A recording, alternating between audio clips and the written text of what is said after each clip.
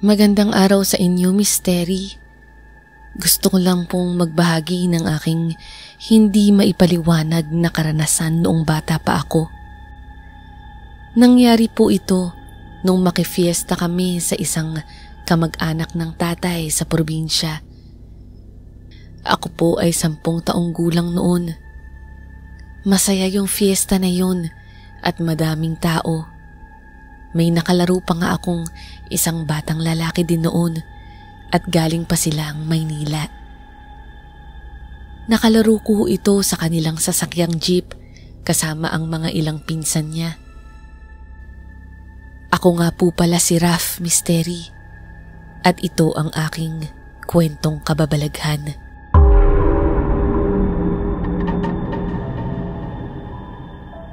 Ang haba ng sasakyan niyo ah.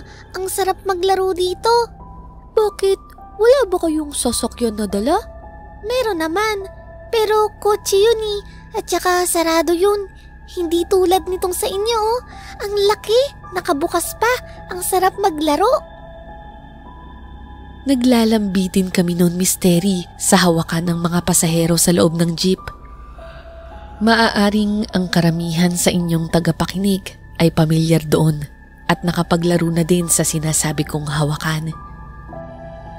Masaya kaming naglalaro noon kasama pa yung ibang mga bata nang tawagin ako ni nanay. Raf, halika na dito at magkakainan na tayo ng hapunan. Opo, nandyan na po, Nay. Sige ah, uwi muna ako at kakain na daw kami. Salamat sa araw na to ah. Sige, pauwi na din kami mamaya, kaya hindi na tayo makakapaglaro.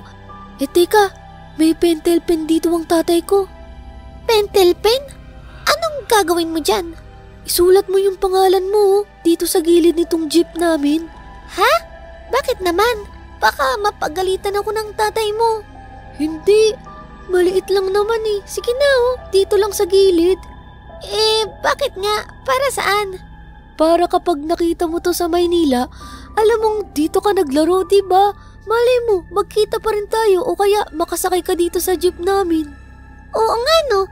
Sige, sulat ko na yung pangalan ko ah.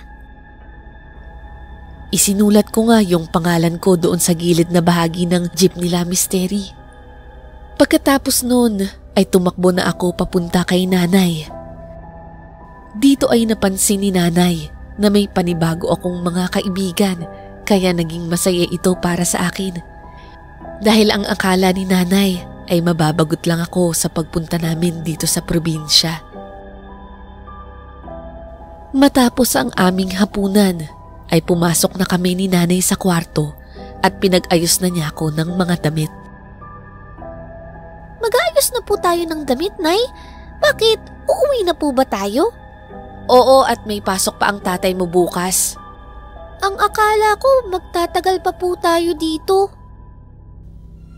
Medyo nalungkot ako sa nalaman ko kay nanay. Ang akala ko kasi talaga ay magtatagal pa kami rito ng ilang araw. Akala namin ng tatay mo hindi ka magsasaya dito. Biglang pumasok si tatay sa kwarto at nagtanong ito sa amin kung nakapag-ayos na ba kami ng mga gamit. Oh, nakaayos na kayo? Hindi pa, saglit na lang. Sige, baka may maiwan kayong gamit ha. Raf, halika dito at magpaalam ka na sa mga tito-tita mo sa labas. Lumabas nga kami ni tatay noon at sinama ako sa mga kapatid niya para magpaalam. Binigyan pa ako ng pera ng mga tito at tita ko noon para daw pangbaon ko sa eskwelahan, kaya naman tuwang-tuwa ako. Nang mapalingon ako sa labas, ay wala na yung jeep na kanina lang ay pinaglaruan namin ng ibang bata. Nasabi ko na lang sa sarili ko na baka nauna na itong umuwi sa amin. Binalak pa kaming pigilan ng isang kapatid ni tatay noon na magpabukas na lang daw kami ng pagluwas ng Maynila. Tutal ay gabi na daw at madilim na sa labas. Isa lang daw siyang magdadrive kaya medyo delikado daw iyon. Pero mapilit si tatay noon at hindi niya maiwan ang trabaho niya sa Maynila. Sasabat pa sana ako noon pero nung narinig kong pati ako ay dinahilan ni tatay, kesyo may eskwela pa daw ako. Olivia, tara na at baka lalo pa tayong gabihin sa kalsada. Oo na, nandyan na. Pagkalabas nito ng kwarto, dala yung bag namin, ay dumiretso agad ito sa kotse para ilagay ang gamit namin.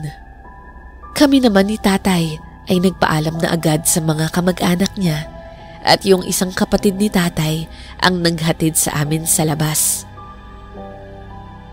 Talaga bang uuwi na kayo ha? Olivia, salamat sa pagpunta ha. Mag-ingat kayo. Opo kuya, mauna na muna kami. Salamat din po ah. Ingat kayo tol. Yung pagmamaneho mo ha. Salamat kuya, sa susunod na lang ulit. Nga pala, para mapabilis kayo ng biyahe, may bypass road dyan, nakakatapos lang gawin. Walang gaanong sasakyan doon, kaysa dumaan pa kayo ng bayan matraffic. Talaga ba kuya? Sige, sana makita ko yun.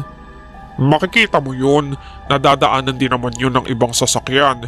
Mag-iingat ka lang at madilim doon ha. Mahaba-habang kalsada yun, baka makatulog ka. Hindi naman, sanay naman ako at saka nandyan naman sila Olivia. Sige, salamat kuya, doon kami dadaan para hindi kami matraffic. Ikaw Raf, bantayan mo din ang pagdadrive ng tatay mo ha, mag-ingat kayo. Nagsimula ng patakbuhin ni tatay yung kotse namin. Ako lang ang mag-isa nun sa likod ng sasakyan. Nakadungaw ako sa bintana habang masaya kong inaalala yung mga nangyari ngayong araw. Kaya bigla na lang akong napatanong kay tatay. Tay, kailan tayo babalik dito? Oh, bakit? Nagustuhan mo na ba dito? Dati lang nung mas bata ka lagi kang naboboring at nag-aaya ng umuwi. Opo, masaya po ako dito. Ang dami ko po kasing naging kalaro ngayon Tatay mo, naging masaya din dito. Eto na naman tayo. Oh, bakit? Di ba totoo? Ang saya mo nga kanina nung nakita mo yung ex mo. Paano mo naman nasabi? Nagdala lang ng handa yung tao. At saka may asawa na yun. Ano ka ba, Olivia? May asawa nga. Lumalandi pa rin sa'yo. Alam mo, ikaw lang ang nag-iisip ng ganyan. Ewan ko ba sa'yo? Wow ha, ako lang ba talaga? Kanina parang kitang-kita ko sa mga mata mo. Tuwang-tuwa ka nung nakita mo siya.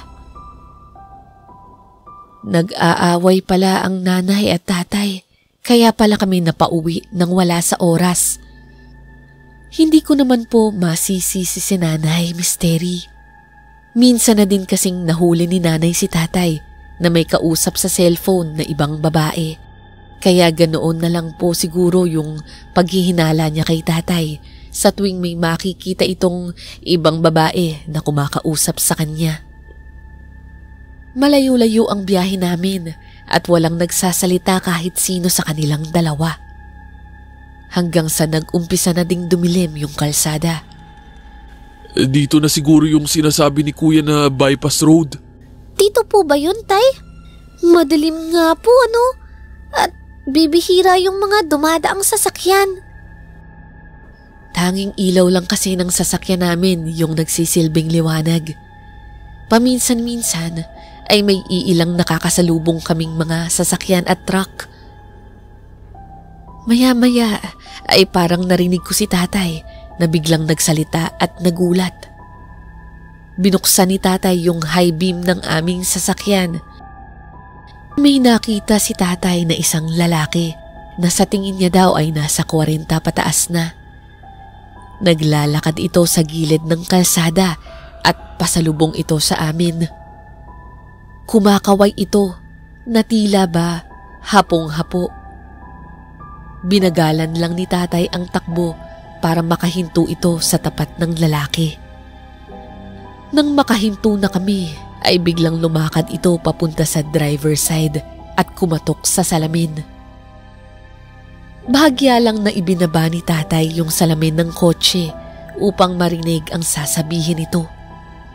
Misteri, naaalala ko yung sinabi ng lalaki dahil nasa likod lang ako ni tatay noon. Tulungan niyo ako! Parang awa niyo na! Agad na inangat ni tatay yung bintana at pinatakbo agad yung sasakyan. Nagulat naman si nanay sa ginawa ni tatay dahil ang buong akala daw nito ay tutulungan niya yung lalaki. Oh, bakit ka tumakbo at iniwan mo yung lalaki doon? Oo nga po, tay. Kawawa naman po siya. Tumigil nga kayo. Nakatingin lang ito sa kalsada at mabilis na nagmamaneho. Bakit nga? Anong meron doon? Nung humihingi ng tulong yung lalaki, may nakita ako sa gilid na gumagalaw sa damuhan. May nakita akong ibang tao eh. Nako, malamang baka mangu-hold up lang yun, kaya binilisan ko yung takbo. Napadasal naman si nanay sa mga sinabi sa amin ni tatay. Kaya naman lumingon-lingon ito sa kalsada para sa mga posibleng sumunod sa amin. Hanggang sa napapalo si tatay sa manibela na ikinagulat na naman namin ni nanay. Oh, ano na naman ang nangyari? Buwisit, mauubusan na pala tayo ng gasolina. Ha? Ano ba yan? Ang dilim pa naman dito sa bypass road. Kainis, sana nga hindi na ako dumaan dito. Sobrang haba pala ng kalsada na to. Ay nako, paano ngayon yan? Paano kung abutin tayo dito sa gitna ng daan? Bahala na. Siguro naman may madadaanan tayong gasolinahan. Mabilis na nagpapatakbo si tatay ng sasakyan, habang si nanay naman ay pinapaalalahanan ng tatay na mag-ingat pa rin sa pagmamaneho. Hanggang sa nakahinga kami ng maluwag pare-parehas nang makakita kami ng isang gasolinahan. Hindi nagpapaggas si tatay sa iba. Ang totoo niyan, may specific siyang brand na doon lamang nagpapakarga.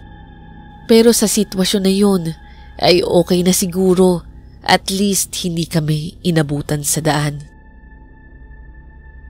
Hindi kilalang brand yung gasolinahan na yun, marahil ay ganun talaga sa probinsya. At isa pa ay madalang ang nagpapakarga, kaya iisang gasoline boy lang yung nandun at medyo may edad pa. Magandang gabi po. Anong ikakarga, sir? Unleaded full tank ho, Manong.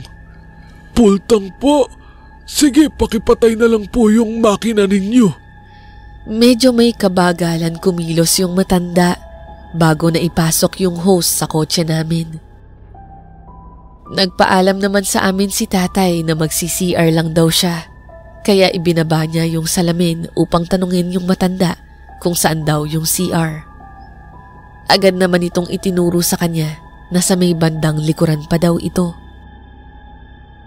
Bilisan mo at ako din, magbabanyo din. Sama ako, tay. Magsi-CR din ako. Mamaya na at walang kasamang nanay mo dyan. Pagbalik ko na lang para sabay kayong dalawa, okay? Nakita kong sinamahan si tatay ng matanda papunta kung saan ang CR sa likod. Inikot ko yung mga mata ko.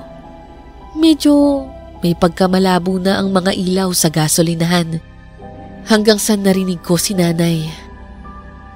Ay, buti na lang pala may isa pang sasakyan dito. Akala ko naman tayo lang yung nandito. Saan po yung sinasabi niyong sasakyan, Nay? Andun sa gilid, tingnan mo. Nung makita ko yun, ay para bang namukaan ko. Pero sabi ko, baka kahawig lang nito at baka malayo lang kaya ganun. Mga ilang minuto na ang nakalipas at hindi pa rin bumabalik si tatay, kaya kinabahan na kami ni nanay. Ano ba yan? Ang tagal naman ng tatay mo. Oo nga, Nay. Tayo lang yung nandito. Maya-maya ay nakita na namin siyang naglalakad at agad kaming nakahinga ng maluwag.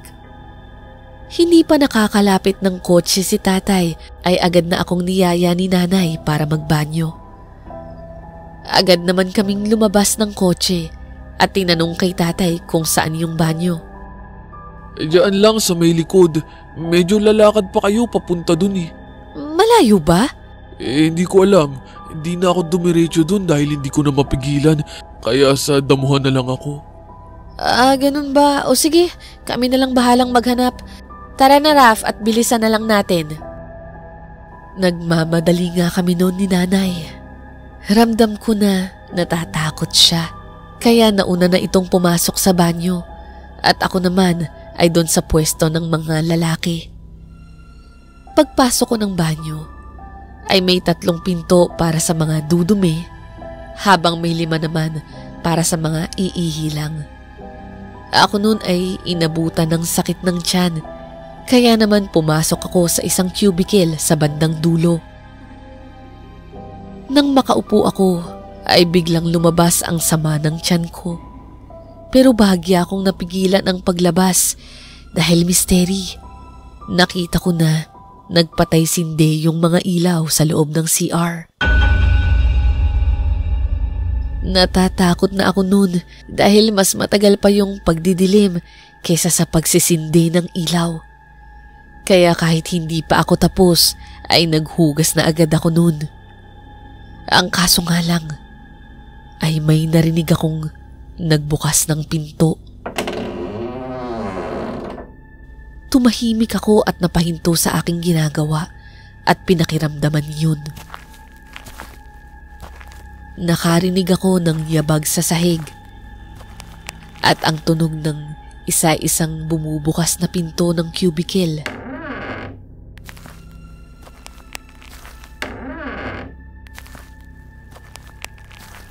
At nung yung sa akin na ang natitirang pinto, ay nakita ko sa ilalim ng siwang yung paa ng taong nagbubukas. Nakatayo ito sa labas ng pinto ko, misteri. Raf! Hindi ka pa ba tapos dyan? Eto na po, Nay. Sandali na lamang po. Pagbalik ko ng tingin sa ilalim ng pinto, ay nawala agad yung paa na nakatayo rito.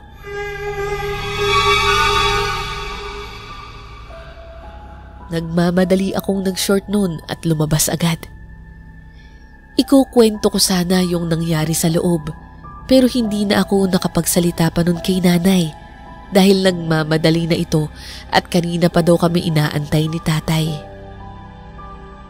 Galit na galit daw ito dahil yung gasoline boy ay hindi pa bumabalik simula kanina. Ang masama pa noon, misteri, ay hindi niya pala nasalina ng gas yung kotse namin. Kanina pa hinahanap ng tatay mo yung matanda eh. Ibig sabihin po, hindi pa tayo nalalagyan ng gas? Ewan ko nga eh. Tatanong natin sa tatay mo, halika na. Habang naglalakad kami, ay nadaanan namin yung jeep sa gilid at kahawig na kahawig nito yung jeep ng kalaro ko kanina.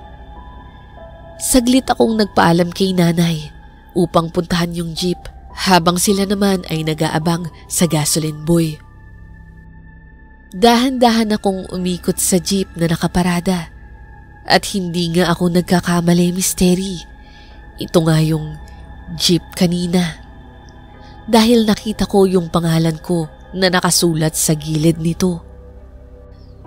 Tinanaw ko sila nanay at tatay mula sa malayo at hinahanap pa rin nila yung matandang lalaki. Ang ipinagtataka ko lang ay bakit nandito yung jeep, gayong ang sabi sa akin ng kalaro ko ay taga Maynila pa daw sila. Napalingon naman ako sa storage room at nakabukas ang pinto nito.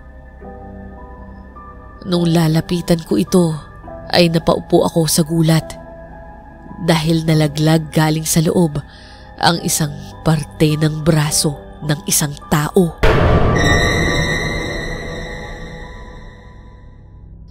Nagmadali akong tumayo noon, misteri, at nung pagharap ko para tumakbo, ay nabangga ko yung matanda na kanina pa hinahanap nila tatay. Oh, iho, bakit ka nagmamadali? Tumatawa pa ito sa akin na parang nang aasar. Wala po. Sige po, dyan na po kayo. Balik na po ako kila nanay.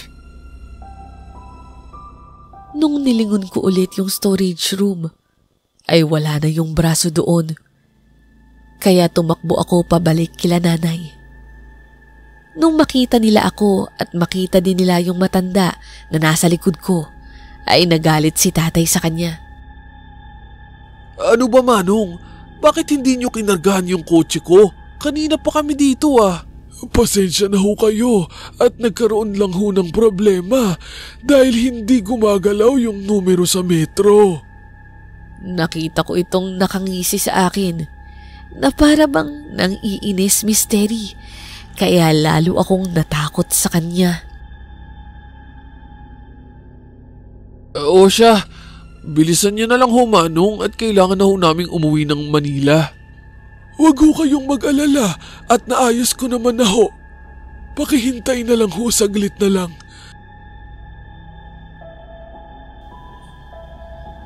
Nagpasukan na kami ng kotse.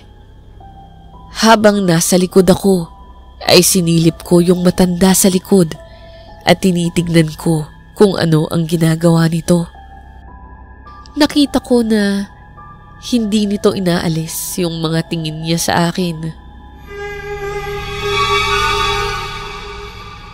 Pero nung marinig namin yung pagtunog sa likod, ay hudyat na puno na yung tangke ng kotse, ay agad na umalis yung matanda para abutin yung bayad ni tatay. Ang mali lang ni tatay ay credit card ang naipambayad niya dahil wala siyang dalang cash nun dahil naibigay na niya ito sa kanyang mga kapatid. Kinuha ng matanda ito at iniabot doon sa salamin sa cashier. Habang nandun yung matanda sa cashier, ay lumingon ito sa amin at lumapit.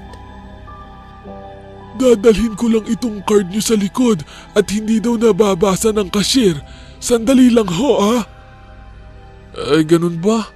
Pakibilisan na lang ho, Manong, oh. Tinitingnan ko yung matanda habang naglalakad palayo. Nung makita ko na wala na siya, ay doon ako nagkwento kila nanay. Nay, naalala niyo po, di ba may bata akong kalaro kanina?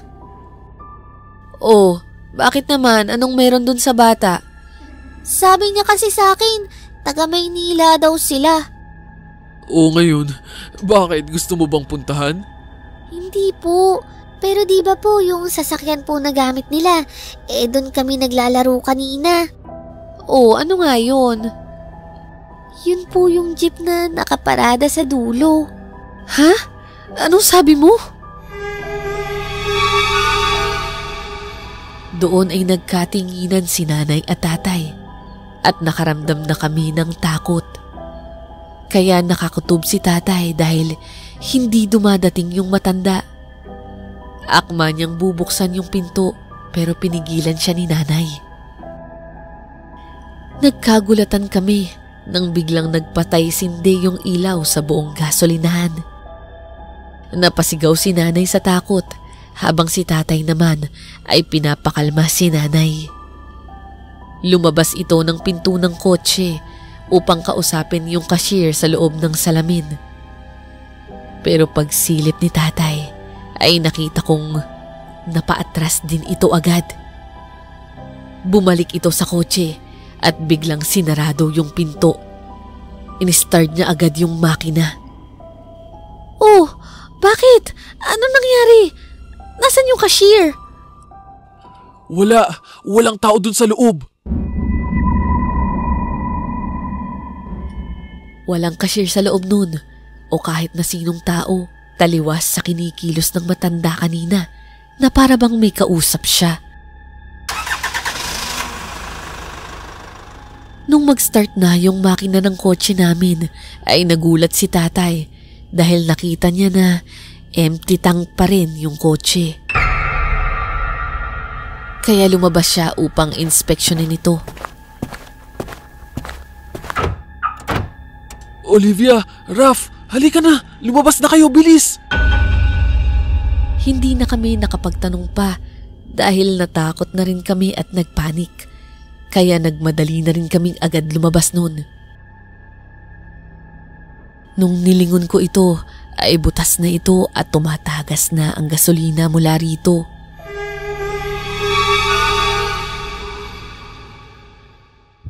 Tumakbo kami palayo at nakita namin na dumadating yung matanda. May kasama pa itong ibang nilalang. Oo, Misteri, ibang nilalang. Sira-sira na yung mga damit nila. Yung iba naman ay naglalaway. Namumula lahat ng mga mata nila. Siguro ay nasa 10 sila, Misteri. Hindi namin alam kung saan kami tatakbo nun dahil madilim din yung kalsada sa bypass road. At isa pa, wala din kaming mahihinga ng tulong. Hanggang sa naisip ni tatay na puntahan namin yung jeep na nakaparada. Tumakbo kami agad papalapit sa jeep at agad namang humabol yung mga nilalang sa amin. Agad kaming pinasakay ni tatay sa jeep at napunta agad siya sa driver's side. Buti na lang, Misteri, at nandun pa din yung susi ng jeep kaya napaandar agad ni tatay yun. Iniatras niya yung jeep at nakita kong nasagasaan pa ni tatay yung isang aswang at napailalim ito. Nagsitabi naman yung iba, habang yung iba ay sumabit sa bintana at bubong ng jeep. Pinapalo ni nanay yung mga kamay ng aswang na nakasabit sa bintana. Habang sa side naman ni tatay ay inipit niya sa pader yung mga nakakapit dito dahilan upang mabangga at tumalo ng mga ito. Kumapit kayong mabuti ni Raph. Ang utos sa amin ni tatay at hinarurot niya yung jeep. Napakabilis ng pagmamaneho ni tatay noon, Misteri. Narinig ko na naglalaglagan sa kalsada yung mga aswang.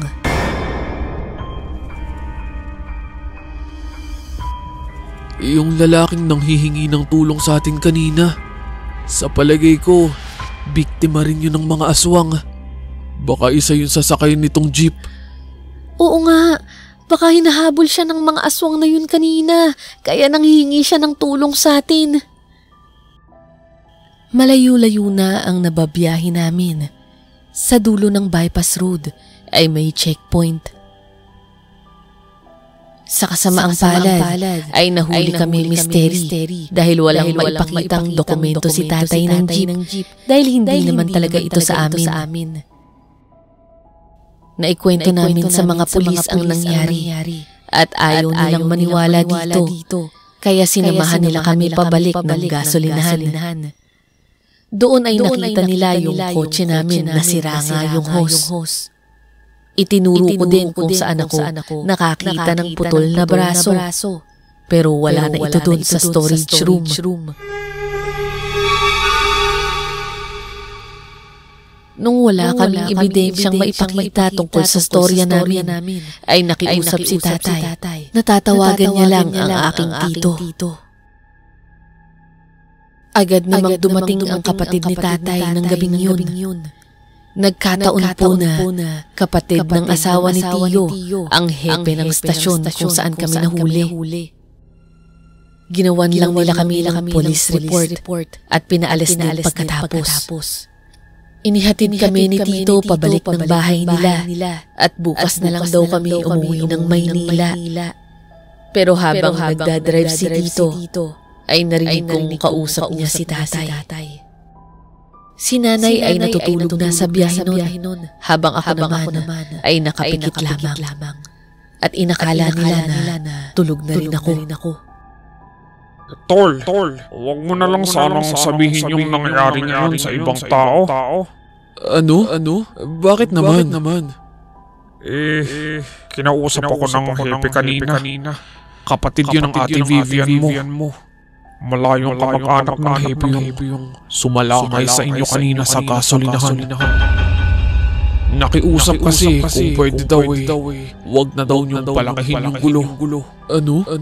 Ibig sabihin, alam nila yun? Oo, alam daw nila. Kaya itiko mo na lang yung bibig mo dyan sa mag-ina mo. Bukas wag na kayo sa bypass dumaan pa uwi. At ganoon na nga po yung nangyari, Misteri. Umuwi po kami ng Maynila nila tatay kinabukasan. At sinabi na lang ni tatay kay nanay na bahala na daw sila dito mag-follow up ng report sa mga pulis tungkol sa magiging update sa kaso. Pero ang hindi alam ni tatay ay dinig ko ang usapan nilang dalawa. Sumunod na lang si tatay sa payo ni Tito dahil wala na siyang magagawa at makapangyarihan ang hepe doon. Nakakalungkot lang, Misteri, yung malupit na sinapit ng naging kaibigan ko sa kamay ng mga aswang. Nabaon na lang sila sa limot. Ang sabi ni tatay, makalipas daw ang ilang araw, tumawag si Tito. Base daw sa report ng mga pulis, ay nadisgrasya daw yung sakay ng jeep nung gabi na yun. Kaya wala nang nagreklamo pa. Pero kahit anong report o kwento ang banggitin nila sa akin, ay alam ko sa sarili ko ang totoong nangyari.